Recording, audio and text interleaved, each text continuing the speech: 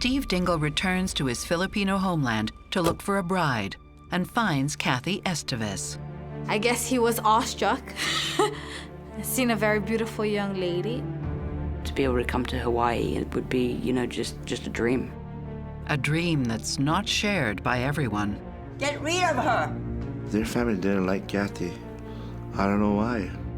As the couple finds themselves adrift in a sea of troubles. We caught my dad at the lady's house that he was fooling around with. Just go home! Leave my family alone! Their island paradise becomes hell on earth. I wanted to punch him, beat him up. Because this is my house and I do what I want! I will kill you. I don't care if they don't have a mother. What the hell happened? Love may be blind and marriage bliss, but divorce is murder.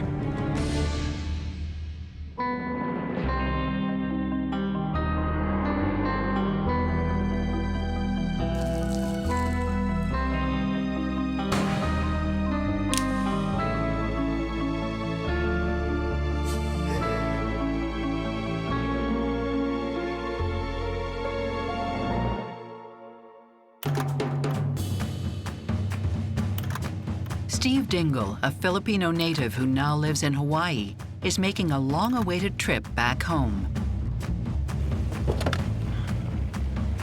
Family and friends have missed his gregarious presence.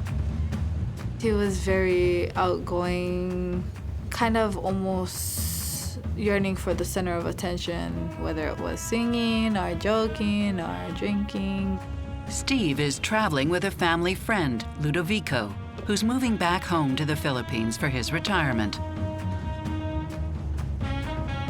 But this is no ordinary holiday for Steve.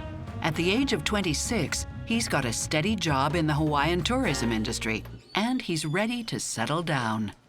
He's come back to look for a wife. Come on, man. You're a lucky man. You know how long I've been waiting for this? A lot of times, families here in Hawaii, they have families back home in the Philippines, and they were asking to see if any single male was available to marry that family member and bring them back here. Steve checks out a couple of prospects, but comes away disappointed. Sorry, Ludo. Not for me. Steve packs his bags, ready to return to his bachelor life in Hawaii. But then he gets an unexpected visit from his traveling companion, Ludovico.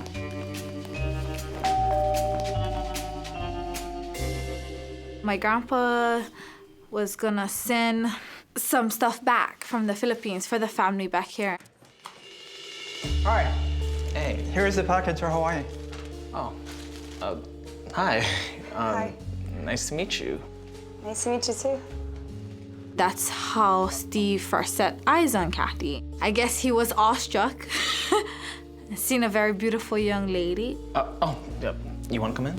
From that time, he took interest. So, Kathy, what's your story? Are you in school? Yeah, I go to Columbine. Kathy Bautista Estevez is Ludovico's teenage granddaughter. And the older man isn't happy that Steve is taking such an interest in her. He don't like it that. He don't like. He didn't like it because Kathy was still in high school. Yet. At that time, Kathy was 16 years old. Steve is taken with her looks and her quiet confidence. I think his appeal was the physical attraction of her beauty and the way she carried herself. You know, she was quiet and reserved, very pleasant personality. Have you ever been to Hawaii? No. Really? It's a really beautiful place. I mean, I'll have to show you. I don't know. Really? Once you graduate, I mean, come on, I'm sure you would like to travel the world, right? Where's your restroom? Oh, it's in the corner over there. From Kathy's perspective, Steve would be a great catch. The woman he marries will get a U.S. green card. And now is a good time to be leaving the Philippines. Since the People Power Revolution 4 years earlier, the Philippines has been shaken by attempted coups and economic troubles. As far as Steve is concerned, Kathy would also be a good match. She's hardworking and studious. She speaks English and is planning to enroll in a technical college after high school. She's seen an opportunity to come to Hawaii and to have a better life. And my aunt and my grandpa, guys, wasn't poor, where they were really struggling. And for Kathy, I think she was determined to make a better living for herself and eventually for her family. Psychotherapist Stacy Kaiser and forensic psychologist Brian Russell are concerned that Kathy is too young to make such a life-changing decision. She's still a minor at this point, so I don't think that that's relationship material for him. She's still in high school, she's starting to develop her personality, and he's off on his own working and living an adult's life. Steve is really just looking for a wife. And it seems like his criteria is someone of the same culture who has similar values. So I think when he meets Kathy, he says to himself, she meets my criteria, and age at that moment doesn't matter to him. The problem in this case, though, is that she hasn't really fully developed herself yet into the kind of an adult who could make an intelligent choice as to what they wanted in a long-term healthy relationship going forward. Even if they decide to go forward with it now, down the road they might regret it, and then you might end up losing it. But her age does matter to Kathy's family, who put a hold on this budding romance. So, you ever been to Hawaii? No. Do you like living there? It's a bit lonely. Maybe this will help.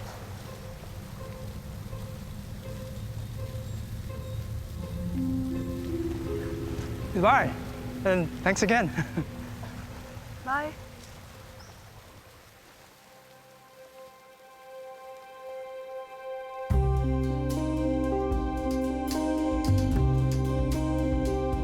Steve returns home, lovesick and empty-handed.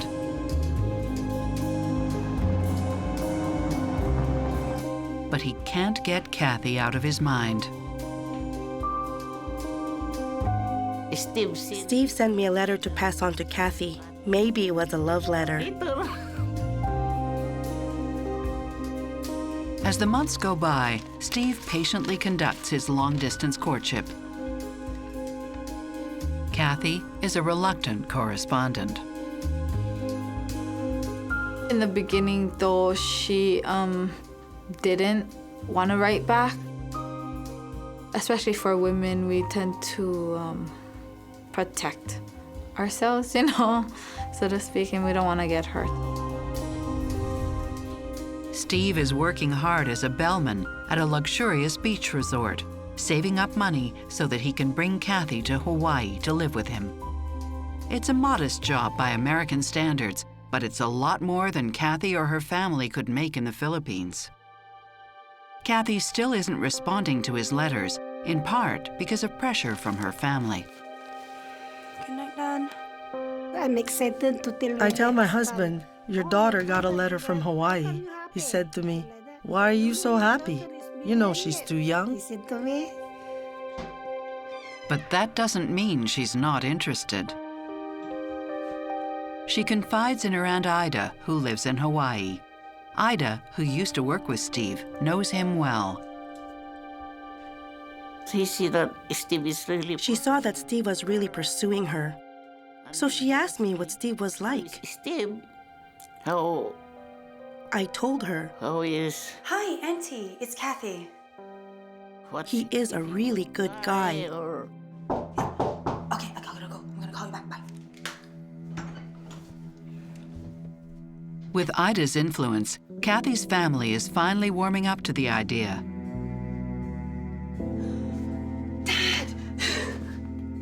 But there's a new obstacle to their relationship. Now his family is opposed. She's no good for you. Get rid of her. Steve's family didn't like Kathy. They expected him to marry somebody of quote-unquote higher status. And they wanted their son to marry somebody with money or marry into a family that had money.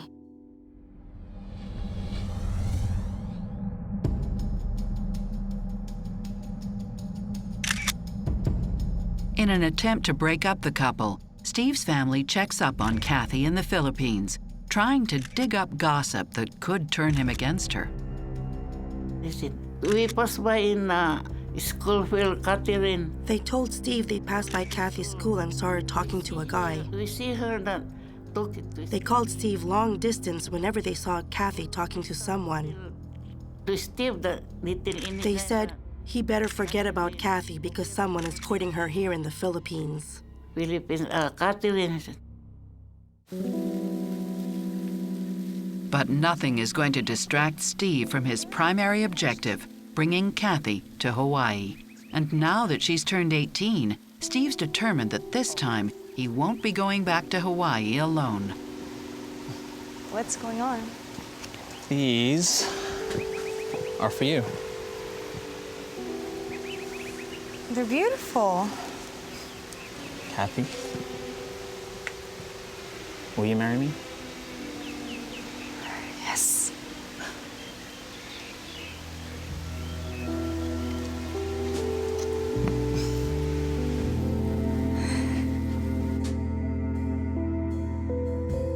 They are married in the Philippines that year. It wasn't a typical Filipino wedding. It was like the white dress, and since Steve was from here, he had money. So it was more like an American wedding. Steve's parents do not attend. Marriage and family are typically highly valued in Filipino culture. So you would expect that his family would be excited that he's met somebody that he's excited about. So the fact that they're not signifies to me that they had significant cause for concern about whether or not this was being done for the right reasons, was the right match, or whatever. At least some of Steve's extended family attend, suggesting they're ready to accept the match with Kathy. Hi, sweetie. But soon, acceptance will turn to sabotage. I don't understand what you're talking about. He called my daughter a liar. Because you're a liar.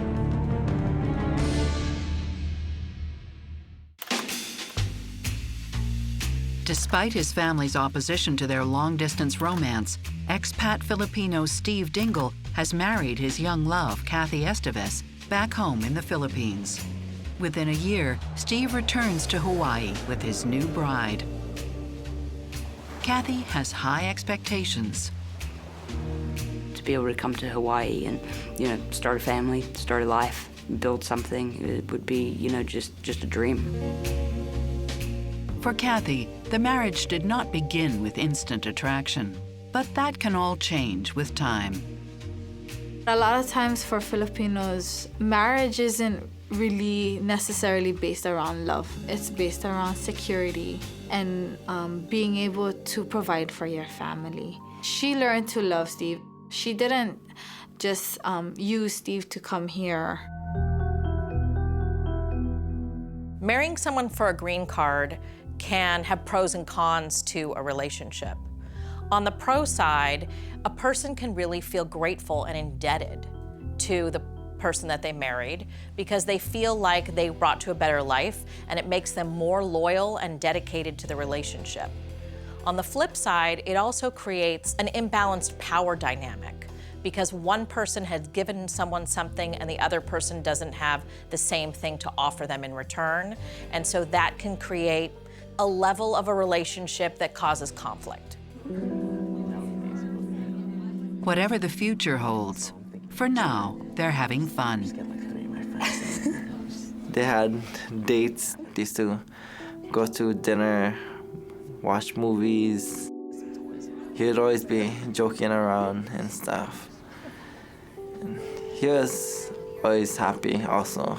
It'll be so much fun. Come on. Wow, those are huge. Well, welcome to America, home of the brave. Very brave.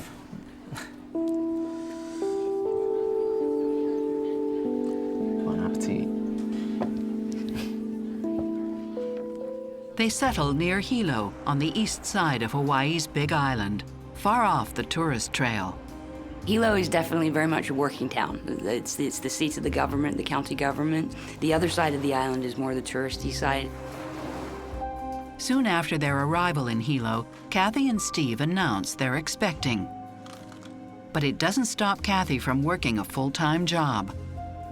For Filipino Americans, they work really, really hard. And Kathy was one of those typical Filipinos that was so determined to make a better life for herself and her family. She worked hard. And she working even she pregnant only. She was 8 months pregnant and still working. She only stopped a week before she gave birth. With Steve's salary at the hotel, together they make just enough to buy a small house in the suburb of Mountain View. The future is bright for their growing family. They're living the American dream, yeah. Everything was good for everybody. Was like happy. The arrival of children can change a dynamic in a relationship for the good or for the bad. On a positive side, it's a way of uniting each other. It makes them feel more connected. They've got little beings that have a little bit of both of them. And it can really help a couple. On the negative side, that can create a lot of stress and pressure, particularly if they have any disagreements when it comes to parenting. I'm concerned about Kathy a little bit when I look at how much this young woman has been through. Starting at the age of 18, she's getting married, she's moving across the world away from many people in her larger social support system, she's becoming a mother. Combine all those three things together, that's a lot even for a mature woman to handle. 10 years after they meet, Kathy and Steve find themselves raising 3 boys and a girl. The Dingles seem content, but Steve's family still disapproves of Kathy, and they're not done causing trouble. Their family didn't like Kathy. I don't know why. Steve's sister Ida has news that might reveal at least one of those reasons. I saw Kathy the other day, and she was wearing a very expensive watch, and I'd never seen it before. What are you talking about? Where did she get the money? This is ridiculous. I just thought you should know. Thanks.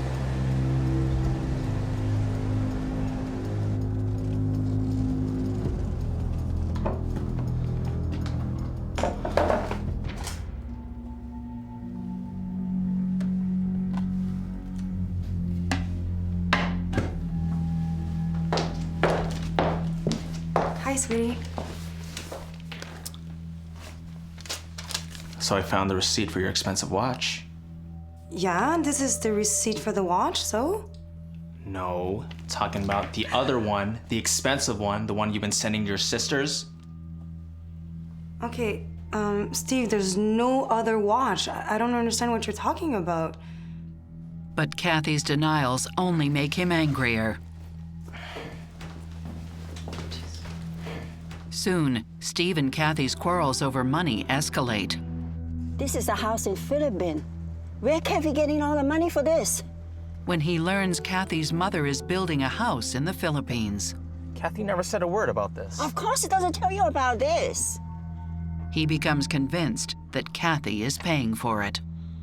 Steve told my daughter, I have no more money because you sent it to the Philippines for your mother to build a house. Like that. It's not true, but Steve's family has planted the seeds of suspicion, and now he's ready to believe almost anything. Steve, what are you doing home? How is she paying for this? What are you talking about? tell me the truth. Are you paying for this? What? It's my mom's house. What are you talking? You're a liar, Kathy! Steve! And I can't stand liars. Again with my sister because you're a liar. He called my daughter a liar. That's when I started worrying. With tensions simmering in the marriage, Steve opts for the easy solution. My dad used to not come home and stuff. It would just be my brothers and sister and my mom and then my grandma, and then my dad wouldn't be home.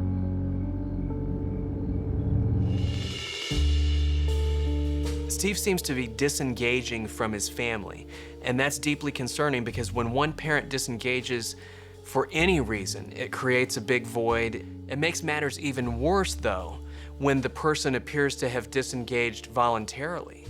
Steve appeared to have everything that he wanted. He sought out a wife, he sought out a family, and so when you begin to see somebody walking away from the very thing that they worked so hard to achieve, it's suspicious and concerning. It makes me wonder what is going on in that household or what is going on outside of that household that is keeping him away. Steve claims there's a good reason for his absence. He's trying to make ends meet. He would say that he's working overtime, and then we would check, we'd call his work to see if he was working. He wouldn't be working. One small lie might be forgivable, but when lying turns into betrayal, it's a mortal sin. He was disappearing for months at a time. It was a war between them two.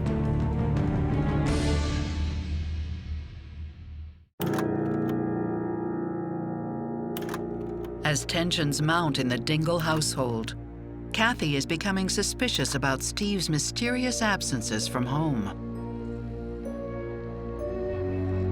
He was disappearing for months at a time and come home for a week and then gone again for months at a time. He was absent. Absent in the relationship, absent as a father. Kathy's mother comes over from the Philippines to help out with the kids. She finds it disturbing that Steve is never around. Doesn't he care about his own kids? I asking my daughter, how come Steve go home? I asked Kathy, how come he's never home? He came home, took his clothes, and went out again. He didn't even sleep there, not even one night. Finally, Steve offers an explanation for his absences. He's got a second job as a taxi driver and is sleeping in his cab. But when Kathy's mom does the laundry, she becomes suspicious. He did to me 3 weeks. He told me he slept in his taxi for 3 weeks, and then he would come home. But he didn't leave any dirty laundry or pick up any clean clothes.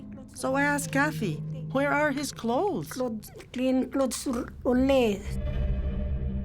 Even worse than implausible excuses, Steve stops paying the bills and the mortgage, leaving Kathy in dire financial straits. He went to work, he made his money, he did and spent it however he wanted to. Not a dime on his kids, not a dime on his wife, not a dime to any of the household bills. Mom, I need $20 for school. What? I need $20 for school. I don't have $20. But I really need it. Go, your poor sister.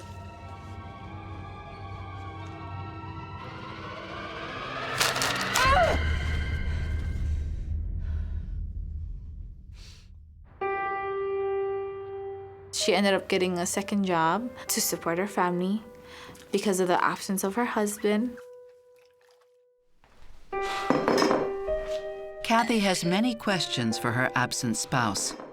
One night, after Steve has stopped by the house and forgotten his phone, she sees her chance to get answers. My mom checked his phone one night. She seen a number and she was asking who's that. Steve's been calling a woman every day, often several times a day. Kids, we're going for a ride. In a small community like Hilo, it's not hard to track the woman down. She works at the next-door resort to where Steve works. Kids, wait in here. Kathy summons up the courage to confront Steve's lover, Gloria Aquino. We went to the house and stuff, and then we was knocking on the door. Steve! I know you're in there. Open the door.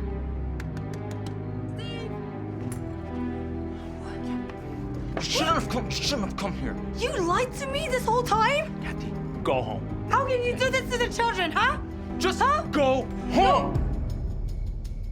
Steve is caught red-handed. You leave my husband alone, you slut! What did you say? You ugly backcountry loser, come here! What? Loser, come here! Kathy, go home. Don't touch me!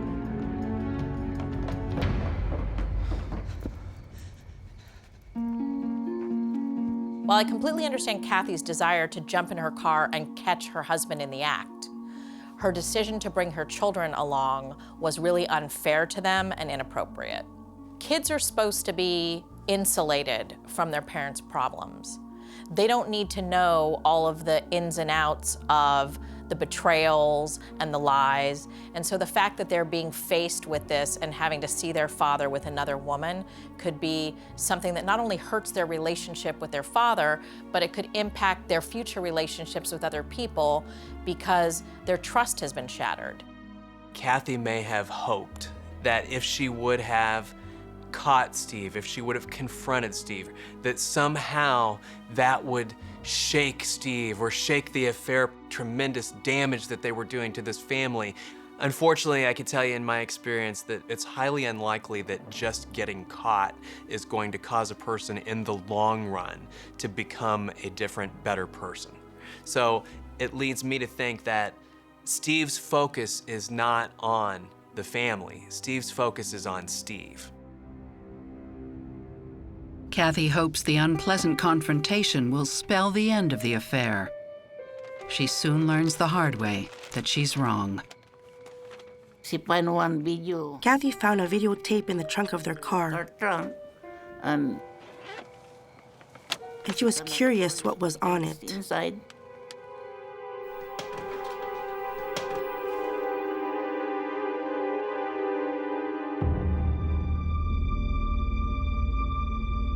They were actually making love in Kathy and Steve's own bedroom, in their house.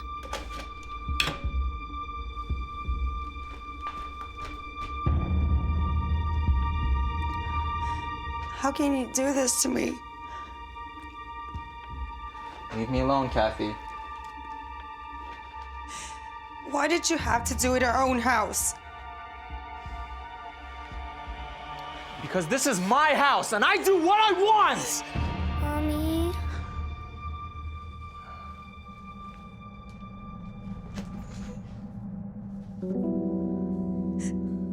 Kathy's family urges her to leave her husband. People are telling her, what you waiting for? Divorce him already. Divorce him, make him pay child support, whatever alimony, you know, you're gonna have all that stuff. But Kathy refuses. She has strong feelings against divorce. Like most Filipinos, she's Catholic, and divorce is illegal in the Philippines. Her instinct is to tough it out. My daughter didn't want to get divorced because the children were so young. She didn't follow my advice.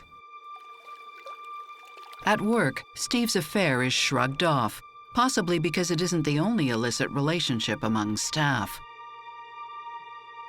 One of the Filipino employees in his department is having an affair with another employee, and she's making little effort to conceal it. One evening, the affair comes to a brutal end. The woman's husband ambushes them in the parking lot and coolly pulls a gun on his wife's lover. Lito Mateo shot and killed the victim in the parking lot of a hotel in Waikoloa. There are actually 18 bullet holes within the victim. the murder sends shockwaves through the tight-knit Filipino community in Hawaii. We all knew about it. Hilo is a small town. Steve is especially shaken by the killing. Given the troubles in his own marriage, he decides to file for divorce.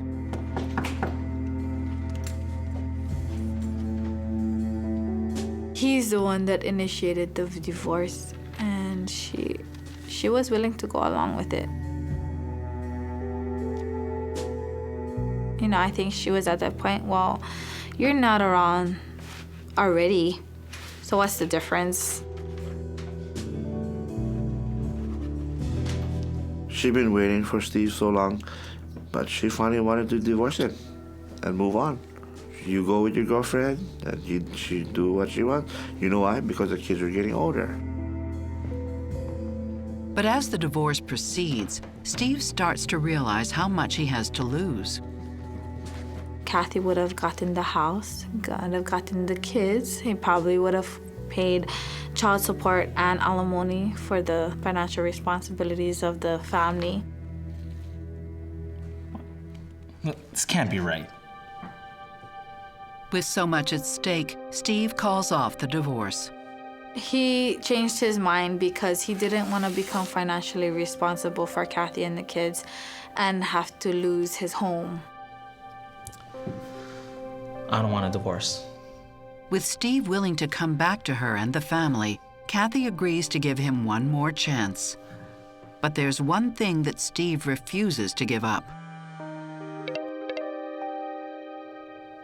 He didn't want to get a divorce, but he didn't want to stop his affair either.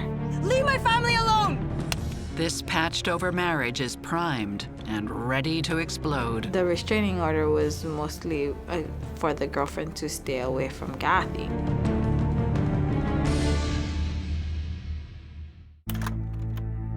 Steve Dingle has been cheating on his wife Kathy for years, but he refuses to divorce her. As Kathy tries to deal with Steve's ongoing affair, she receives an unexpected phone call. Who is this? It's a slut. How dare you? I think truly the mistress was in love with Steve and wanted to break up the marriage. Why are you calling me? Because I hate you. You leave my family alone. He's mine and there's nothing you can do about it. Don't touch my family. Leave my family alone. She was constantly harassing Kathy with phone calls. Ah! The harassing calls become more frequent and more threatening. I'm having sex with your husband right now. It gets so bad that even Steve realizes that Kathy needs some legal protection. Steve went with Kathy to do the restraining order. The restraining order was mostly for the girlfriend to stay away from Kathy. Though he doesn't break off the affair, he does return home. A rare moment of closeness between the couple. But that tenderness is quickly shattered. Yeah, I love you too. Bye. He supposedly overheard Kathy on a phone call and said, "I love you." Bye. Steve has been unfaithful to Kathy for almost 10 years. But now he's suspicious that Kathy, too, might be seeing someone else. Hey, son. A few days later, he shows up unexpectedly outside his children's school. He's being all nice. It was kind of like weird for him to. Thought I'd walk home with you. Okay. Come on. And then he's telling me, oh, you guys want to go to Disneyland and all of that kind of stuff. I told him. How are we supposed to go to Disneyland if you don't even have money? Whoa, hey. Steve's real motive soon becomes apparent. Does your mother have a new boyfriend? He didn't find you. I wouldn't tell you. And I told him, why do you care when you're doing the same thing? And then he kind of got mad and he didn't say anything. I'm your father. You can't talk to me like that. Whatever. Having failed in his attempt to get more information from his son, Steve turns to Plan B. Hello? AJ. It's your Uncle Steve. Steve was at work during the day, and he had placed a call to his nephew to go and look for Catherine. Listen, I need you to do me a favor. Soon, AJ reports back. Hello? Hey, Tito. I saw Kathy with another man. He supposedly saw a male figure talking with Kathy. Steve says he's sick and leaves work early. Together, he and AJ go off in search of Kathy and her male friend. Take me where you saw Kathy. Sure, let's go. He's more convinced than ever that his wife is having an affair. And now he desperately wants her back. Steve was tracking her down that day. They checked various parts in Hilo, looking for her car, and they weren't able to find her. What happens next is unexpected, brutal, and shocking. Oh, what are you doing?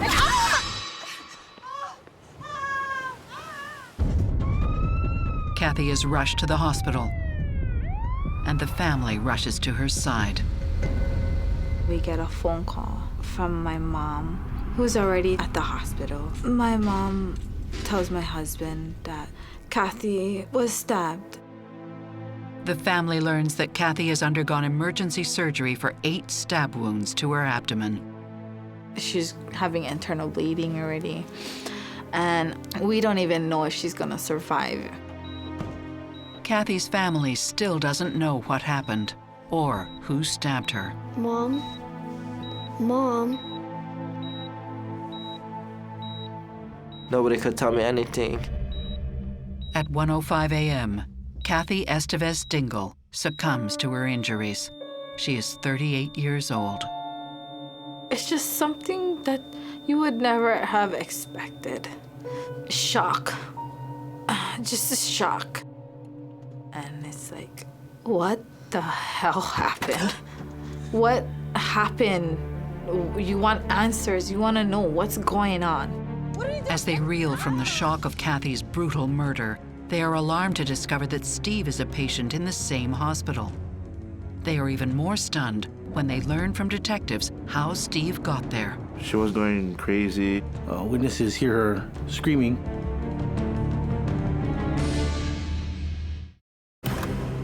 Kathy Dingle is dead and husband Steve wounded, possibly by the same attacker. What happened that day in Hilo? For answers, police turn to Steve's nephew, AJ. Take me where you saw Kathy. Sure, let's go. AJ tells police that he and Steve finally found Kathy around 5 p.m. that afternoon. There she is. Pull over. AJ, get out of here. Don't wait up for me. Steve tells him, don't go over there, just keep on going, keep driving. That's you. What are you doing? Stop it! Stop! She runs out through the parking lot onto the sidewalk. She's running for her life. At this point, he catches up to her and stabbed her twice. Onlookers rush to protect her from her assailant. He was confronted by the male with the bat. Kathy tries again to get away. Finally, a nearby driver sees his chance to end this ferocious assault once and for all.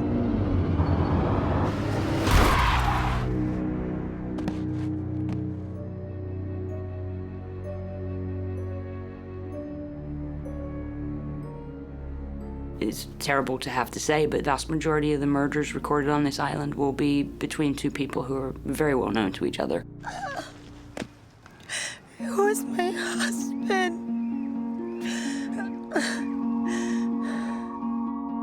For a person to commit a gruesome, horrific murder like that in broad daylight in front of other people, they are just consumed with rage and feel that nothing matters anymore. Doesn't matter if I get killed in this, doesn't matter if the cops come and shoot me, doesn't matter if I get arrested and go to prison, doesn't matter if my kids are orphaned.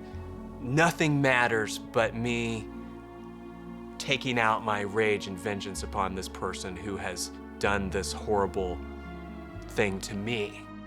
In situations like these, we often find ourselves scratching our heads saying, why would this happen? Anger and unhappiness manifests itself in different ways. Just because Steve was quiet often and distant from the family didn't mean that there wasn't some sort of storm brewing.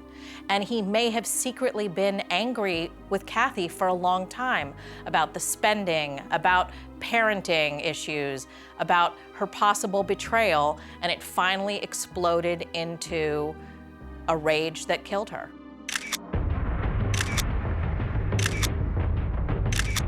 With multiple witnesses, the police move quickly. Steve was charged by a grand jury of murder in the second degree, which is knowingly killing another person. But he does try to explain his actions. He will argue that he was under extreme emotional duress when he killed Kathy, a form of psychosis brought about by jealousy. He tried to claim insanity. I love you too. But then, investigators learn that only days before the murder, he'd already revealed his capacity for violence. You think you can fool around on me? And his murderous intent. I will kill you if you fool around with another man. I don't care if the kids don't have a mother. What we did know is that prior to him murdering Kathy, he had gotten into an argument with her nights before where he had threatened her in front of her mother, in front of their son. Bolstering the case that Steve had planned the killing, surveillance footage reveals that minutes before attacking Kathy, he purchased the murder weapon. There was footage from a supermarket in the downtown area where he buys the biggest knife there, not the smallest one, not a medium, but the biggest knife there, which he used to stab Kathy. It becomes clear that Kathy's killing was entirely premeditated. There was no loss of self-control. He made choices that day. He did leave work early. Take me where you saw Kathy. He did drive around, literally hunting down his wife, trying to look for her. He planned it, you know. He had the devil in him, you know. I'm gonna kill this lady. Faced with overwhelming evidence of premeditation, Steve pleads guilty. He is sentenced to life in prison with the possibility of parole. In court, I believe the one sentence he just said was, yes, I'm responsible for taking the life. And the judge says, you know, who was that? And he said, Kathy, my wife. Steve showed no remorse, never said sorry, not once. Only in the court. Even then, he just said, I'm sorry for what I did, but I love my kids. That doesn't answer nothing. That doesn't answer anything. That doesn't tell us why he did it, what was said, what came out of it, what drove him to that point. There's an earlier murder in this story where one of Steve's co-workers kills his wife's affair partner. And you have to wonder if there might have been something of a copycat effect here, if he maybe sort of admired that guy in a twisted sort of a way for having sort of asserted his manhood somehow. And since Steve really didn't have any identifiable affair partner to go after, he took it up a notch, took it a step further, and actually went after Kathy. I have a theory about Steve, which is that he had some underlying self-loathing for not being able to provide for Kathy and the kids to the level that another guy might have.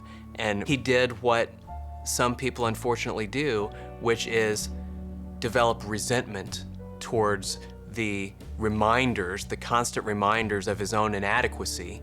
So I just wonder if Steve didn't carry around some very negative feelings about himself that sort of spilled over into all of the rest of this. I don't think she was having an affair. I think she started to confide in someone and started to become close and build a friendship with someone. I miss her a lot. And I wish that she got through the divorce while she was alive. Kathy's children now live with her mother, Lydia. No, it's hard because all that kind. It's hard. Kathy's supposed to be taking care of the children, but it's me. I'm all alone. All the kind. I know, like. I don't like to talk about my daughter anymore. Daughter already. Because I'm tired of crying. I cry all the time, day and night. Crying.